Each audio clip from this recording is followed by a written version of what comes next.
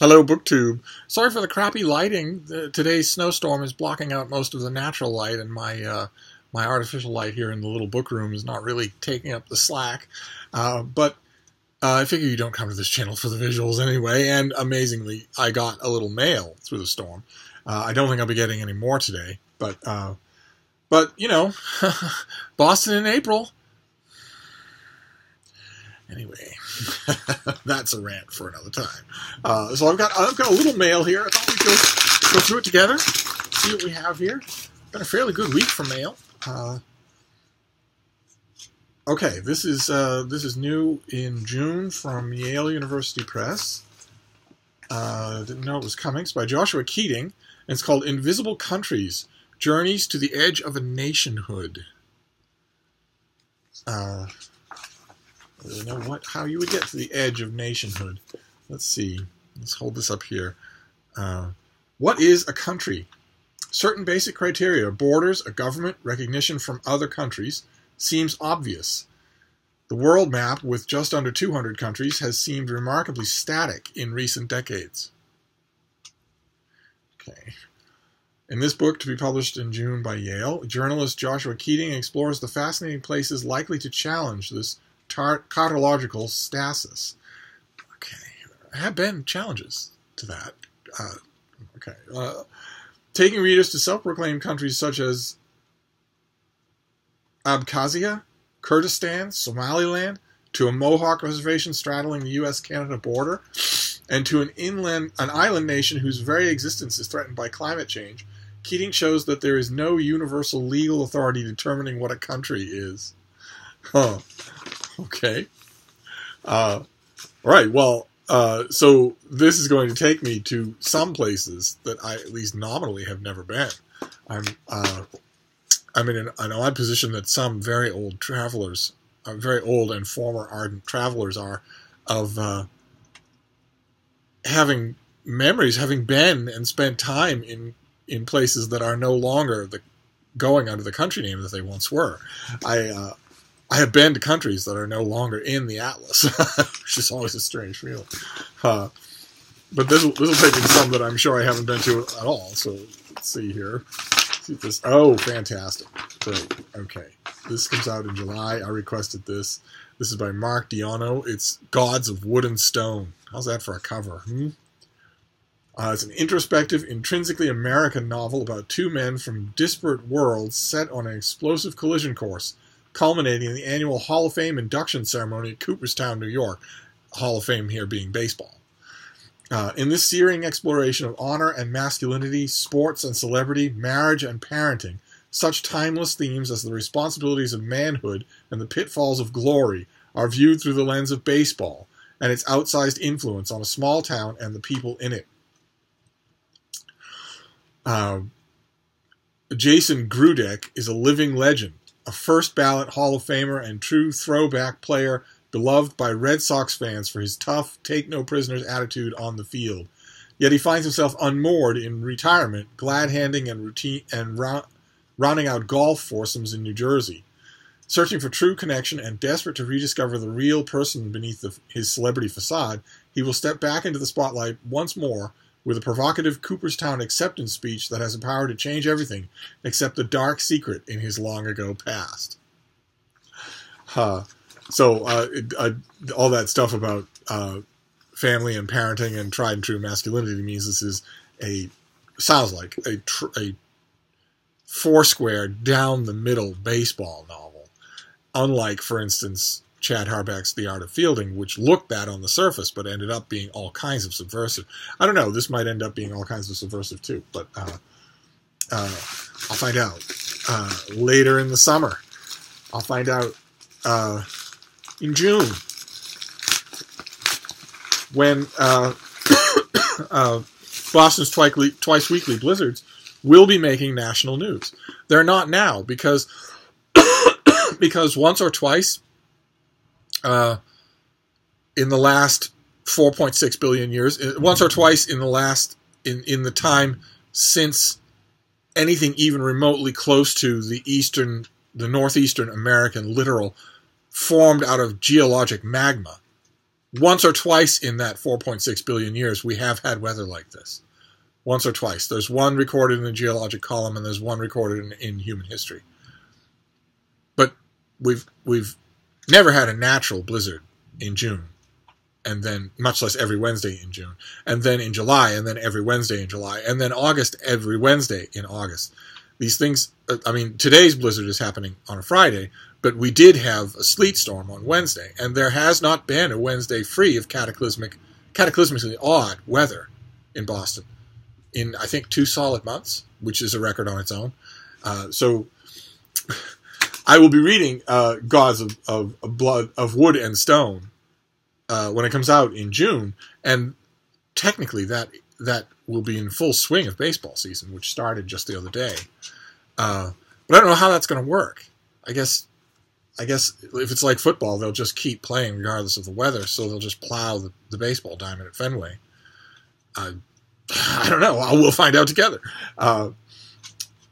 But clearly, I am going to have to move. I mean, I was going to have to move anyway because of nonstop construction and nonstop gas leaks, nonstop municipal repair. Just I live in a war zone, and so I was going to have to move anyway. But I read in the news every day that the Earth is getting warmer, that climate change is causing record spikes in temperature all over the world, and yet it's bone-curdlingly, freezingly cold in Boston in April and blizzarding every Wednesday. Not Tuesday, not Thursday. Every Wednesday, it is blizzarding in Boston. And if that's going to go on forever, then I feel fairly certain that I could swing a dead cat and hit a place anywhere else in the world where that isn't true. But I will take you along for the ride. So let's see. Oh, okay, great. Okay, great. This is by Angela Levin. This is Harry, Biography of a Prince. This is the latest book in the Windsor machine. I read them all. I've studied the House of Windsor. I wrote about the House of Windsor for a solid year. And Prince Harry once had a more important role than he now does in the House of Windsor. He was the typical old adage, an heir and a spare. The Prince Charles, who is heir to the throne and has been heir to the throne for longer than most of his subjects has been alive, it became more and more important as I think he's 140 now, and it looks like he'll probably be 170 before he actually comes to the throne. Queen Elizabeth II was born in 1740 and has been ruling longer than any other country on earth. She's been ruling longer than the existence of most countries on earth. She's been ruling longer than all of modern science. And it shows no signs of slowing down or aging or changing or consuming solid food or respirating like a human being. So who knows when Charles will finally come to the throne. But once upon a time, Harry's position was more important because it was just his older brother. So that if Charles came to the throne, William would be next in line, and Harry would be next in line after him. And William, like all of the rest of the House of Windsor, has a bevy of physical problems and is a frequent air flyer and is a source of, public mania. Things happen to heirs apparent. It's unfortunate, but they do. So for a while there, for a long time, Harry was the next in line for the throne. That's, of course, not true anymore. Harry is now as extra as he's ever going to get. He is a truly extra prince. He won't come to the throne before the children of William, and William and his wife show no signs of slowing down in the child-producing department. So Harry's free to be his own person. He'll be a member of the Windsor firm and do charity work for the rest of his life. I wish sometimes that he would explore doing something different. I wish, for instance, that instead of this being a biography, this were an autobiography. But he seems to be a fairly good team player, so he'll probably never do that. But what have we got here? This comes out in May. And the blurb is an eye-opening, monumental biography of Prince Harry. I pretty much guarantee you it won't be either one of those things. But let's see here. Once a reckless rebel, and now a respected role model. It was just a couple of years ago. The Vegas photos, those of you who follow the Windsors, I don't think any of you do. It was just a few years ago that a series of naked photos surfaced online of Prince Harry, I think in Las Vegas. And the only reason that he wasn't driven out of public life altogether is because he was so obviously having such a great time in the photos that I think everybody, even Anglican divines, pretty much instantly forgave him. but a role model, oh, okay, that's a new one. I hadn't heard that before. Prince Harry is one of the world's most popular royals and the force behind giving the British royal family a 21st century makeover. How has he done it? This insightful new biography is a three-dimensional look at what Harry is really like as a person. The interviewer does not know that. Both on and off royal duty. It is written by distinguished journalist and author Angela Levin, who accompanied Prince Harry on many of his engagements and had exclusive access to him at Kensington Palace. Exclusive access would mean unguarded and alone. And I'd be willing to bet my last Boston cream pie that this interviewer never had any time with Prince Harry that was unscripted and alone. The book wraps the real man behind the camera with his own perceptive insights. It delves into his troubled childhood and the lasting effects of losing his adored mother, Diana, Princess of Wales, so young. It explores his rebellious teenage years and the key defining moments that have enabled him to face his demons and use this experience to help others who struggle with mental, emotional, and physical pain. The author found a complex man who has inherited his late mother's extraordinary charisma and is determined to make a difference. And I eat this stuff up. I would stack my knowledge of the House of Windsor against anyone, and can't get enough of it. So I will certainly consume this and write about it.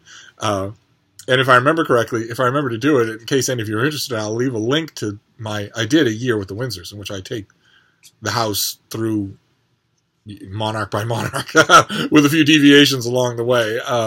And I've been doing updates ever since. I do Windsor biographies all the time. So, and then there's this last package here. Last one in the storm.